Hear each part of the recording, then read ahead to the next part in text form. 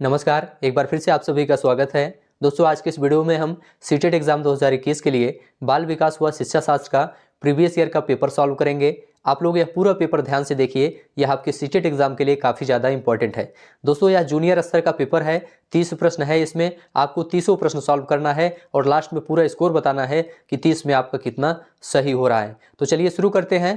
पहला प्रश्न है आपके सामने, ध्यान से आप प्रश्न देखिए और इसका उत्तर भी बताइए। इसमें पूछा गया है कि नूर विद्यालय में अपना लंच बॉक्स लाना भूल गई तथा यह कहते हुए तान्या से उसका लंच साझा करने के लिए कहा, तुम्हें आज अपना लंच मेरे साथ साझा करना चाहिए क्योंकि कल मैंने तुम्हारे साथ अपना लंच साझा किया था। तो लॉरेंस कोहलबर्ग के नैतिक विकास के सिद्धांत के अनुसार नूर का यह कथन क्या दर्शाता है? किस अवस्था को दर्शाता है या किस अभिविन्यास को दर्शाता है, आपको यह बताना है। तो यहाँ पे आप लोग देखिए, पहला है कानून एवं व्यवस्था तथा पश्च परंपरागत। क्या यह कानून व्यवस्था को दर्शा रहा है? तो यह बिल्कुल भी कानून व्यवस्था को नहीं दर्शा रहा है दोस्तों, ठीक है। दूसरा है आज्ञा पालन। क्या इसमें आज्ञा देने का काम किया जा रहा है? तो आज्ञा देने का भी काम नहीं किया जा रहा है। तीसरा है अच्छा होना या परंपरागत। चौथा है आदान प्रदान तथा परंपरागत। यहाँ पे आप लोग देखिए दोस्तों, यहाँ पे कहा जा रहा है कि तुम्हें अपना लंच मेरे साथ साझा करना चाहिए क्योंकि कल मैंने तुम्हारे साथ अपना लंच साझा किया था। तो यहाँ पे क्या हो रहा है? यहाँ पे आदान प्रदान हो रहा है। क्या हो रहा है? यहाँ पे आदान प्रदान का काम हो रहा है और परंपरागत है ये। परंपरागत का मतलब क्या होता है? परंपरागत के अंतर्गत दोस्तों क्या होता है कि बच्चों में विश्वास करना, दूसरों का ख्याल रखना, दूसरों के प्रति निष्पक्ष व्यवहार करना, ये सब चीजें परंपरागत अवस्था में शामिल होती हैं। तो यहाँ पे आपका चौथा ऑप्शन बिल्कुल राइट है दोस्तों, इसको ध्यान से देख लीजिए। आदान प्रदान एवं परंपरागत, यह बिल्कुल सही है। चलिए अगला प्रश्न देखते हैं। ध्यान से सभी प्रश्न आप लोग देखते चलिए। समाज में विभिन्न लिंगों के लिए उपयुक्त मानी जाने वाली प्रारूपिक विशेषताओं के बारे में जन सामान्य की अवधारणाओं को क्या कहते हैं? क्या जेंडर विभेदीकरण कहेंगे या जेंडर भूमिकाएं या जेंडर पहचान या जेंडर रूढ़िवादिताएं? यहाँ पे आपका क्या सही होगा दोस्तों? ध्यान रखिएगा, यहाँ पे आपका जेंडर रूढ़िवादिताएं बिल्कुल सही है। देखिए दोस्तों, समाज में आप देखते होंगे कि स्त्रियों और पुरुषों के लिए अलग अलग जिम्मेदारियां होती हैं, जैसे कि स्त्रियों के लिए खाना बनाना और पुरुषों के लिए नौकरी करना। यह किसे दर्शाता है दोस्तों? यह जो है जेंडर रूढ़िवादिता को दर्शाता है, ठीक है। अगर यहीं पर पुरुष खाना बनाएं और महिलाएं नौकरी करें तब क्या होगा? तब जो है जेंडर रूढ़िवादिता को समाप्त किया जा सकता है, ठीक है। तो यहाँ पे आपका चौथा ऑप्शन बिल्कुल सही है। आगे बढ़ते हैं, अगला प्रश्न क्या है देखते हैं। हाल ही में पाठ्यचर्या में ऐसी कहानियों को शामिल करने के लिए विवेकशील प्रयास किया गया है जिसमें पिता घर के कार्यों में लगा रहता है और माता साहसिक गतिविधियों को करती है। यह कदम किस लिए महत्वपूर्ण है? देखिए दोस्तों, अभी इसके बारे में हमने बात किया, तो यह क्या दर्शाता है आपको बताना है। क्या यह जेंडर पक्षपात को सशक्त बनाता है या फिर यह जेंडर रूढ़िवादिता को समाप्त करता है, यह जेंडर स्थिरता को प्रोत्साहित करता है या जेंडर विभेदीकरण को बढ़ाता है? दोस्तों, यह जो है जेंडर रूढ़िवादिता को समाप्त करता है, ठीक है, क्योंकि पिता जो है घर के कार्यों में लगा रहेगा और जब माता साहसी गतिविधियां करेंगी तो यह जो है जेंडर रूढ़िवादिता को समाप्त करता है। इसलिए आपका यहाँ पे दूसरा बिल्कुल सही है। वाइगोट्स्की के अनुसार जब एक वयस्क बच्चे के निष्पादन के वर्तमान स्तर को सहयोग द्वारा विस्तारित करता है तो इसे क्या कहते हैं? खोजपूर्ण अधिगम, समीपस्थ विकास का क्षेत्र, पाणिया ढांचा, अंतः व्यक्ति निष्ठा। आप लोग बताइए इसे क्या कहेंगे? इंपॉर्टेंट प्रश्न है, इससे संबंधित हर बार सीटेट में प्रश्न पूछा जाता है। यहाँ पे दोस्तों देखिए, जब एक वयस्क बच्चे के निष्पादन के वर्तमान स्तर को सहयोग द्वारा विस्तारित करता है तो उसे हम पाणिया ढांचा कहते हैं, ठीक है। इसे याद रखिएगा, बच्चों को संकेत देना तथा आवश्यकता पड़ने पर सहयोग प्रदान करना पाणिया ढांचा कहलाता है। इसलिए आपका यहाँ पे तीसरा ऑप्शन बिल्कुल सही है। अगला प्रश्न है, जीन पियाजे के संज्ञानात्मक विकास के सिद्धांत के अनुसार परिकल्पित निगमनात्मक तर्क किस अवधि में विकसित होता है? आपको यह बताना है। पहला है संवेदी चालक अवस्था, दूसरा है पूर्व संक्रियात्मक अवस्था, तीसरा है मूर्त संक्रियात्मक अवस्था, चौथा है अमूर्त संक्रियात्मक अवस्था। ध्यान रखिएगा दोस्तों, परिकल्पित निगमनात्मक तर्क यह जो है अमूर्त संक्रियात्मक अवस्था में विकसित होता है, ठीक है। अमूर्त संक्रियात्मक अवस्था को दोस्तों हम औपचारिक संक्रियात्मक अवस्था भी कहते हैं। इसका जो समय होता है वह 11 वर्ष से लेकर 15 वर्ष तक होता है, ठीक है। इस अवस्था में बालक जो होता है वह अमूर्त बातों के संबंध में तार्किक चिंतन करने लगता है, ठीक है, या उसके अंदर तार्किक चिंतन करने की क्षमता विकसित हो जाती है। तो यहाँ पे आपका जो है चौथा ऑप्शन बिल्कुल सही है। आगे बढ़ते हैं। के अनुसार बच्चों के चिंतन के बारे में सामाजिक प्रक्रियाओं तथा सांस्कृतिक संदर्भ के प्रभाव को समझना आवश्यक है। किसके अनुसार? लॉरेंस कोहलबर्ग, जीन पियाजे, लेव वाइगोट्स्की या अल्बर्ट बंडूरा। ध्यान रखिएगा दोस्तों, लेव वाइगोट्स्की के अनुसार, लेव वाइगोट्स्की के अनुसार बच्चों के चिंतन के बारे में सामाजिक प्रक्रियाओं तथा सांस्कृतिक संदर्भ के प्रभाव को समझना आवश्यक है। यहां पे आपका तीसरा ऑप्शन बिल्कुल राइट है। लेव वाइगोट्स्की से संबंधित सीटेट एग्जाम में प्रश्न जरूर पूछा जाता है, इसलिए आप लोग इसे ध्यान से देख लीजिए। चलिए अगला प्रश्न देखते हैं। पियाजे के संज्ञानात्मक विकास के सिद्धांत से निहितार्थ निकालते हुए एक ग्रेड 6 से 8 के शिक्षक को अपनी कक्षा में क्या करना चाहिए आपको बताना है। पहला है तार्किक बहस के प्रयोग को हतोत्साहित करना। हतोत्साहित बिल्कुल नहीं करना चाहिए, यह तो गलत है। ऐसी समस्याएं प्रस्तुत करनी चाहिए जिसमें तर्क आधारित समाधान की आवश्यकता होती है, या एक अवधारणा को पढ़ाने के लिए केवल मूर्त सामग्रियों का प्रयोग नहीं करना है, केवल निर्धारित पाठ्यक्रम पर निर्भर नहीं रहना है। तो यहाँ पे आपका दूसरा बिल्कुल सही है दोस्तों, ऐसी समस्याएं प्रस्तुत करनी चाहिए जिसमें तर्क आधारित समाधान की आवश्यकता होती है। क्योंकि दोस्तों पियाजे का मानना है कि जो बच्चे होते हैं वो अपने ज्ञान का निर्माण स्वयं करते हैं, इसीलिए जो है उनके समक्ष जो है ऐसी परिस्थितियों का निर्माण हमें करना चाहिए जिसमें वे स्वयं क्या करें, स्वयं खोज के द्वारा अधिक अनुभव अपना प्राप्त कर पाएं। तो यहां पे आपका दूसरा बिल्कुल सही है। चलिए अगला प्रश्न है हार्वर्ड गार्डनर के बहुबुद्ध सिद्धांत के अनुसार तार्किक गणितीय बुद्धि वाले एक व्यक्ति की क्या विशेषताएं हो सकती हैं। तो तार्किक गणितीय बुद्धि वाले व्यक्ति की क्या विशेषताएं हो सकती हैं आपको यह बताना है। क्या ध्वनि, ताल तथा शब्दों के अर्थों के प्रति संवेदनशील, या दृश्य स्थानिक परिवेश को सटीक रूप से ग्रहण करने की योग्यता, या संगीतमय अभिव्यक्तियों के आवाज के स्तर, ताल, सौंदर्य परक गुणों को उत्पन्न करने एवं प्रशंसा करने की योग्यता। चौथा है पैटर्न को खोजने एवं तर्क लंबी श्रृंखला को हल करने की क्षमता और संवेदनशीलता। चौथा ऑप्शन आपका बिल्कुल सही है दोस्तों। ध्यान रखिएगा, जो तार्किक गणितीय बुद्धि है, यह जो है तार्किक गणितीय बुद्धि से तात्पर्य क्या होता है, इसका तात्पर्य होता है तर्क करना। ठीक है, इससे क्या तात्पर्य, तर्क करने से होता है, गणितीय समस्याओं के समाधान से होता है, या कह सकते हैं गणितीय समस्याओं को समाधान करने की क्षमता से होता है इसका अर्थ। तो यहाँ पे आपका जो पैटर्न खोजना, तर्क की लंबी श्रृंखला को हल करने की क्षमता और संवेदनशीलता, यह जो है तार्किक गणितीय बुद्धि के लिए की एक विशेषता मानी जाती है। तो यहाँ पे आपका चौथा ऑप्शन बिल्कुल सही है। अगला प्रश्न है, ध्यान से आप लोग देखते चलिए। वह प्रक्रिया जिसके द्वारा बच्चे आदतों और कौशलों, मूल्यों तथा अभिप्रेरणा को विकसित करते हैं और जो उन्हें समाज का जिम्मेदार एवं क्रियाशील सदस्य बनाती है, उसे क्या कहा जाता है। क्या समाजीकरण कहते हैं, या समावेशन, या मुख्य धारा से जुड़ना, या विभेदीकरण। तो क्या कहते हैं आपको बताना है। आपका जवाब यहाँ पे क्या होगा दोस्तों, देखिए, वह प्रक्रिया जिसके द्वारा बच्चे आदतों, कौशलों, मूल्यों और अभिप्रेरणा को विकसित करते हैं और उन्हें समाज का जिम्मेदार और क्रियाशील सदस्य बनाती है, उसे हम समाजीकरण कहते हैं। तो पहला ऑप्शन आपका यहाँ पे सही है। अगला प्रश्न है, ध्यान से देखिए। मानव विकास के संदर्भ में आनुवंशिकता तथा पर्यावरण की भूमिका के बारे में निम्नलिखित कथनों में से कौन सा सही है, आपको यह बताना है। आनुवंशिकता और पर्यावरण की भूमिका के बारे में आपको सही कथन बताना है। तो यहाँ पे आप देखिए, पहला है वैयक्तिक विभिन्नताओं का एकमात्र कारण आनुवंशिकता। तो एकमात्र कारण आनुवंशिकता नहीं होता है दोस्तों वैयक्तिक विभिन्नताओं का, इसमें जो है पर्यावरण का भी महत्व होता है, या पर्यावरण की भी भूमिका होती है। परिवेशी प्रभाव पूर्ण रूप से एक व्यक्ति के विकास को निर्धारित करता है, यह भी सही नहीं है, परिवेशी प्रभाव ही निर्धारित नहीं करता है।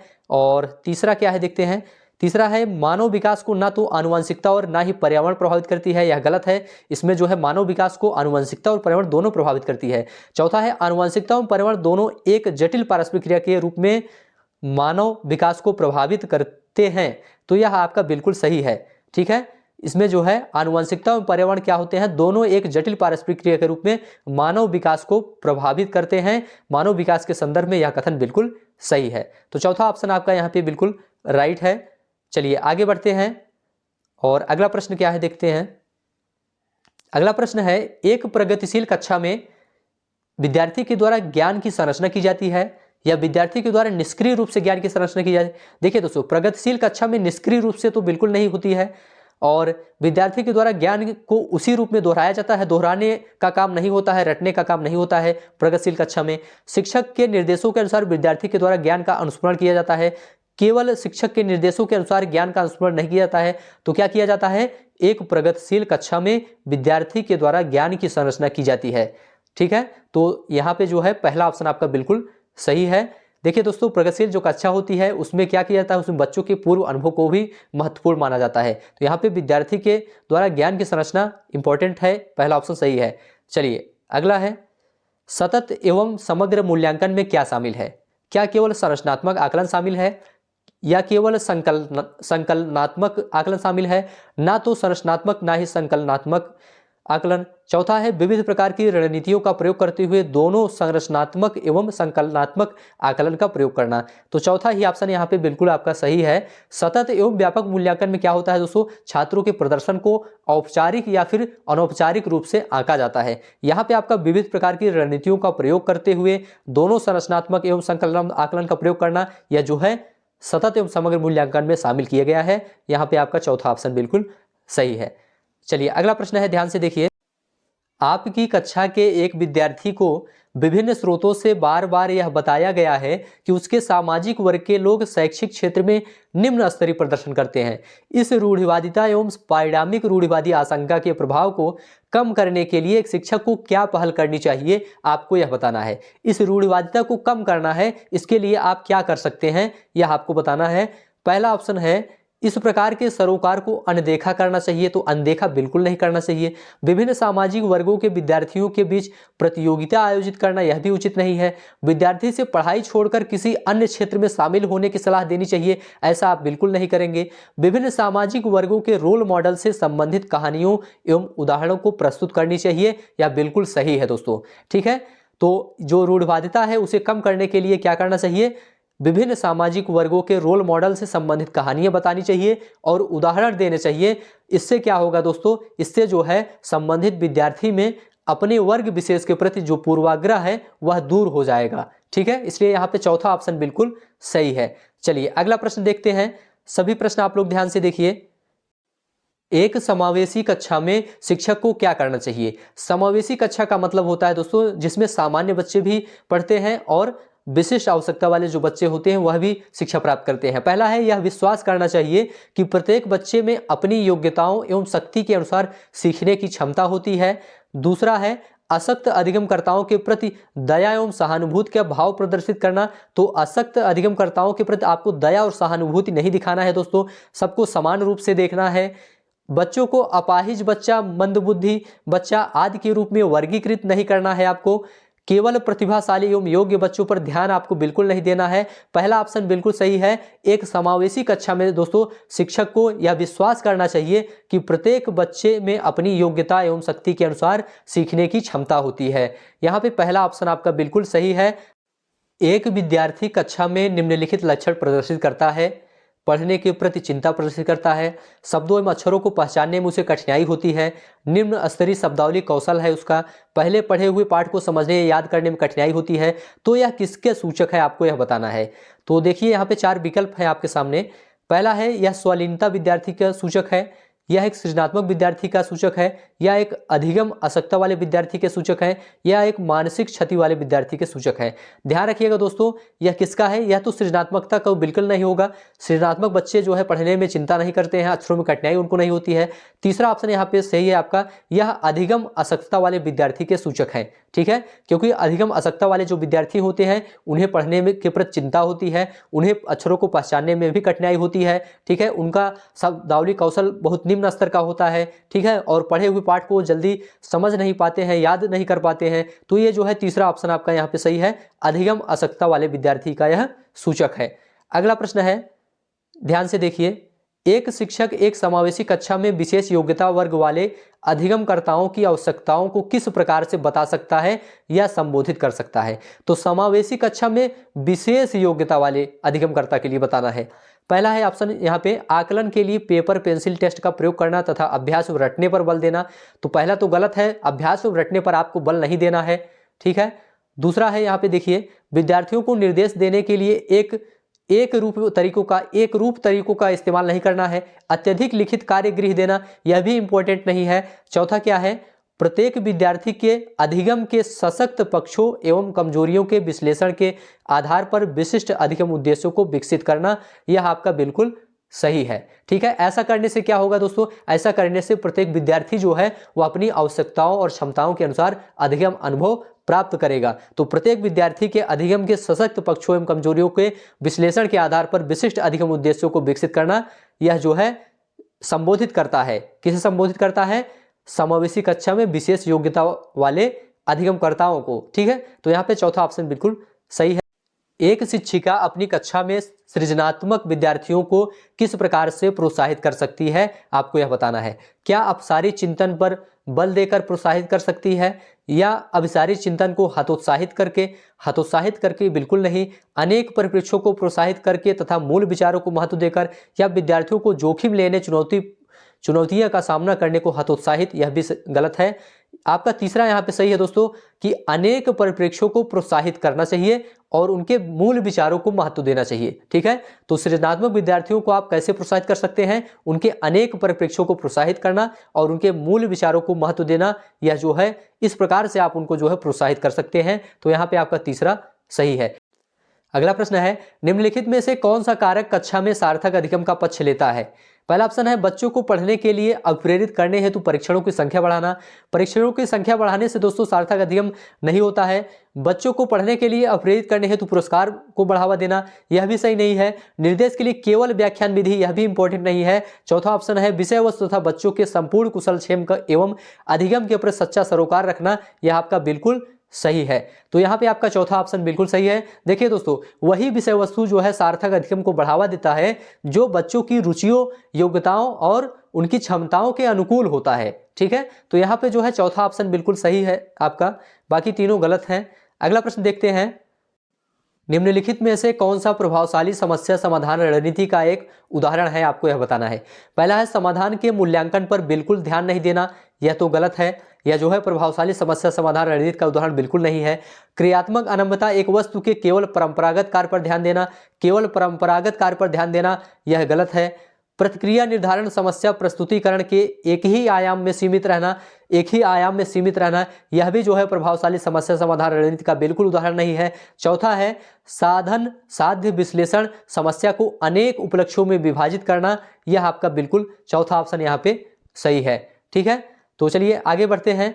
अगला प्रश्न है, निम्नलिखित में से कौन सी शिक्षण अधिगम के लिए एक प्रभावशाली शिक्षण प्रणाली नहीं है, आपको यह बताना है। पहला है बच्चों को अंतर्दृष्टि के द्वारा अनुमान लगाने के लिए प्रोत्साहित करना। तो अनुमान लगाने के लिए प्रोत्साहित करना, यह तो सही है, यह शिक्षण अधिगम के लिए एक प्रभावशाली शिक्षण प्रणाली है। दूसरा है प्रयोग एवं पर्यवेक्षण, यह भी जो है प्रभावशाली शिक्षण प्रणाली है। तीसरा है संवाद एवं परिचर्चा भी करना चाहिए, यह भी प्रभावशाली है। चौथा है दिए गए ज्ञान को दोहराने पर ध्यान केंद्रित करना। देखिए दोस्तों, दोहराने पर या रटाने पर आपका ध्यान नहीं होना चाहिए, तो यहाँ पे चौथा ऑप्शन बिल्कुल सही है। आपको यहाँ बताना था कि कौन सा प्रभावशाली शिक्षण नहीं है, चौथा बिल्कुल भी प्रभावशाली शिक्षण नहीं है। चलिए आगे बढ़ते हैं। शिक्षक कक्षा में पढ़ने में ध्यान न देने वाले बच्चों से किस प्रकार का बर्ताव कर सकते हैं? देखिए दोस्तों, आपकी कक्षा में कुछ ऐसे बच्चे हैं जो पढ़ने में ध्यान नहीं दे रहे हैं, तब आप क्या करेंगे? क्या आप बच्चों को कक्षा से बाहर जाने के लिए कहेंगे? ऐसा आप बिल्कुल नहीं कहेंगे। पूरी कक्षा के सामने उन्हें बार बार डांटेंगे? ऐसा भी नहीं करेंगे। उनसे बात करके उनकी अरुचि का कारण जानने की कोशिश करेंगे, या फिर उन्हें गृह कार्य के रूप में अत्यधिक वर्कशीट देंगे? तो यहाँ पे आपका क्या सही है? तीसरा ऑप्शन बिल्कुल सही है। आप जो है उनसे बात करेंगे और उनकी अरुचि का कारण जानने की कोशिश करेंगे, तो तीसरा ऑप्शन यहाँ पे बिल्कुल सही है। चलिए आगे बढ़ते हैं। अगला प्रश्न है, संरचनावादी उपागम बताता है कि ज्ञान की संरचना के लिए अत्यंत आवश्यक है। ज्ञान की संरचना के लिए क्या अत्यंत आवश्यक है, आपको बताना है। क्या विद्यार्थी का पूर्व ज्ञान, या अनुबंधन, या दंड, या यंत्रवत याद करना? यंत्रवत याद करना यह भी ज्ञान की संरचना के लिए आवश्यक नहीं है, दंड भी आवश्यक नहीं है, अनुबंधन भी आवश्यक नहीं है। सबसे ज्यादा आवश्यक है आपका विद्यार्थी का पूर्व ज्ञान। संरचनावादी उपागम दोस्तों हमें यह बताता है कि विद्यार्थी का जो पूर्व ज्ञान होता है वह ज्ञान की संरचना के लिए बहुत ही महत्वपूर्ण होता है। तो यहाँ पे दोस्तों आपका पहला ऑप्शन बिल्कुल सही है। अगला प्रश्न है, बच्चे अनेक घटनाओं के बारे में सहजानुभूत सिद्धांत की रचना करते हैं। इस पृष्ठभूमि में एक शिक्षक को क्या करना चाहिए, आपको यह बताना है। पहला है संवाद के द्वारा बच्चों की इन अवधारणाओं को चुनौती देनी चाहिए। दूसरा है बच्चों के इन विचारों को खारिज करना चाहिए। तीसरा है बच्चों के विचारों एवं सिद्धांतों को अनदेखा करना चाहिए। और चौथा है बच्चों को इन विचारों के लिए डांटना चाहिए क्योंकि ये विचार उनके शिक्षण में हस्तक्षेप करते हैं। तो यहाँ पे क्या सही है दोस्तों, आपको यह बताना है। यहाँ पे आपका पहला ही ऑप्शन सही है, संवाद के द्वारा बच्चों की अवधारणाओं को चुनौती देनी चाहिए। ठीक है, बच्चे अनेक घटनाओं के बारे में सहजानुभूत सिद्धांत की रचना करते हैं। इस पृष्ठभूमि में शिक्षक को क्या करना चाहिए, संवाद के द्वारा बच्चों की अवधारणाओं को चुनौती देनी चाहिए। देखिए दोस्तों, वाइगोत्स्की जो है इन्होंने संवाद को एक महत्वपूर्ण औजार बताया है। क्या बताया है, एक महत्वपूर्ण औजार बताया है। कहा है कि इसके माध्यम से जो है अभिभावक या फिर शिक्षक संवाद, उन्होंने कहा है वाइगोत्स्की ने कि संवाद के माध्यम से चाहे अध्यापक हो या अभिभावक हो, ये जो है बच्चों के सहजानुभूत सिद्धांत में सुधार कर सकता है। किसके माध्यम से, संवाद के माध्यम से। ठीक है, तो यहां पे आपका पहला ऑप्शन बिल्कुल सही है, संवाद वाला। चलिए आगे बढ़ते हैं। संज्ञान एवं संवेग के बीच किस प्रकार का संबंध होता है, आपको यह बताना है। पहला है एक दूसरे से स्वतंत्र होते हैं, दूसरा है एक दिशी होते हैं, संवेग संज्ञान को प्रभावित करते हैं, तीसरा है यह एक दिशी होते हैं और संज्ञान संवेगों को प्रभावित करता है, चौथा है द्विदिशी होते हैं और दोनों के बीच एक गतिशील पारस्परिक क्रिया होती है। तो ध्यान रखना, संज्ञान और संवेग क्या होते हैं, द्विदिशी होते हैं। चौथा ऑप्शन बिल्कुल आपका सही है, दोनों के बीच एक गतिशील पारस्परिक क्रिया होती है। तो यहाँ पे चौथा ऑप्शन सही है, संज्ञान और संवेग दोस्तों एक दूसरे को प्रभावित करते हैं। चलिए आगे बढ़ते हैं। अगला प्रश्न है, ध्यान से देखिए, निम्नलिखित में से कौन से कारक अधिगम को प्रभावित करते हैं, आपको यह बताना है। पहला है विद्यार्थी की अभिरुचि।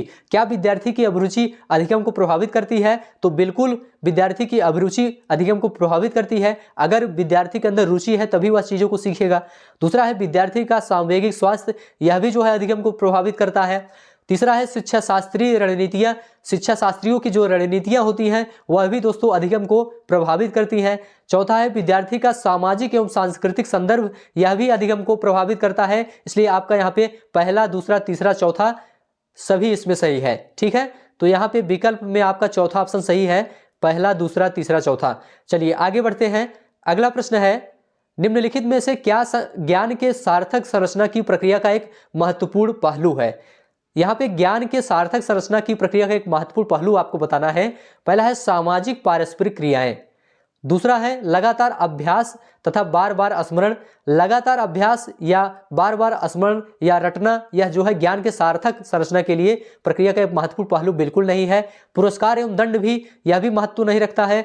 उद्दीपन प्रतिक्रिया संबंध, यह भी इंपॉर्टेंट नहीं है। पहला आपका बिल्कुल सही है, सामाजिक पारस्परिक क्रियाएं।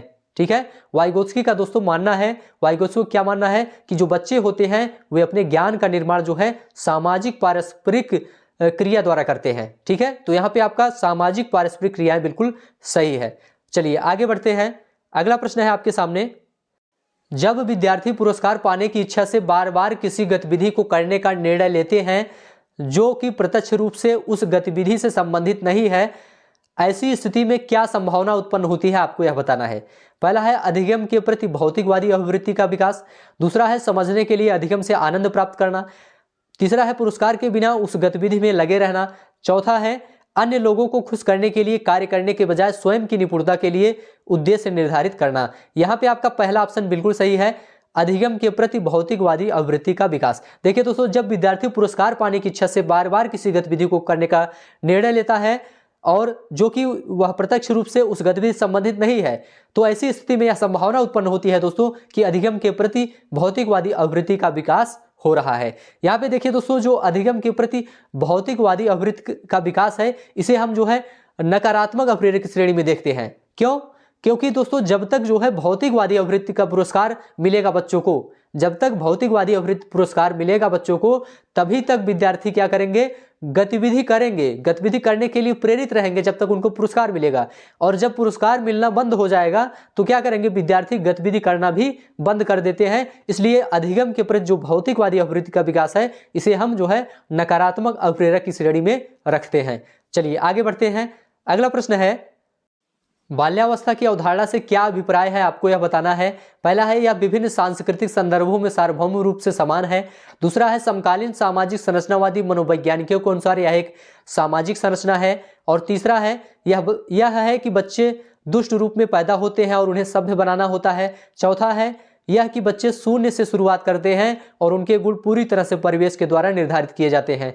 यहाँ पे आपको बताना है कि बाल्यावस्था की अवधारणा से क्या अभिप्राय है। तो चौथा ऑप्शन आपका बिल्कुल सही है। बाल्यावस्था की अवधारणा से हमारा यही अभिप्राय है कि यह कि बच्चे शून्य से शुरुआत करते हैं और उनके गुण पूरी तरह से परिवेश के द्वारा निर्धारित होते हैं। तो दोस्तों बाल्यावस्था जो होता है ये सामाजिक संरचना की अवस्था होती है। इसमें सामाजिकरण की जो गति होती है वह तीव्र होती है, इसे आप लोग ध्यान में रखिएगा। इसमें चौथा ऑप्शन आपका सही है। अगला प्रश्न है, निम्नलिखित में से कौन सी मध्य बाल्यावस्था की विशेषता है, आपको यह बताना है। तो पहला है शारीरिक वृद्धि एवं विकास बहुत तेज गति से होती है, क्या यह सही है। दूसरा है अमूर्त रूप से सोचने तथा वैज्ञानिक तर्क का प्रयोग करने की योग्यता विकसित होती है। तीसरा है बच्चे तार्किक एवं मूर्त रूप से सोचना प्रारंभ कर देते हैं। चौथा है अधिगम मुख्य रूप से संवेदी एवं चालक गतिविधियों द्वारा घटित होती है। तो मध्य बाल्यावस्था की विशेषता आपको बतानी है। देखिए दोस्तों इसमें आपका सही क्या हो जाएगा, इसमें आपका सही हो जाएगा तीसरा ऑप्शन।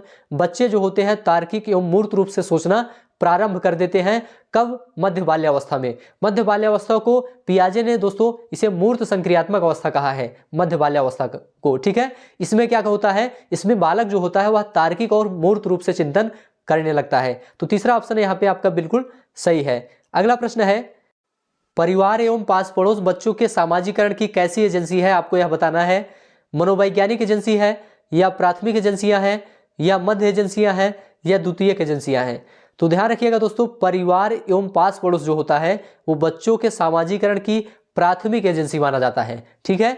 और जो विद्यालय होता है या मीडिया होता है ये सब जो है द्वितीयक एजेंसी माने जाते हैं। तो यहाँ पे आपका दूसरा ऑप्शन बिल्कुल सही है। इस प्रकार से दोस्तों आपका यहाँ पे 30 प्रश्न पूरा कंप्लीट हो गया। ये सभी प्रश्न सीटेट एग्जाम के लिए काफी ज्यादा इंपॉर्टेंट है, क्योंकि इसी प्रकार के प्रश्न आपको एग्जाम में जरूर देखने को मिलेगा। आशा है कि यह वीडियो आपको अच्छा लगा होगा। अगर अच्छा लगा है तो हमारे चैनल को अभी सब्सक्राइब करिए और कमेंट में लिखकर जरूर बताइए। हम आपको अब नेक्स्ट वीडियो मिलेंगे किसी नए टॉपिक के साथ। तब तक के लिए आप सभी का बहुत बहुत धन्यवाद।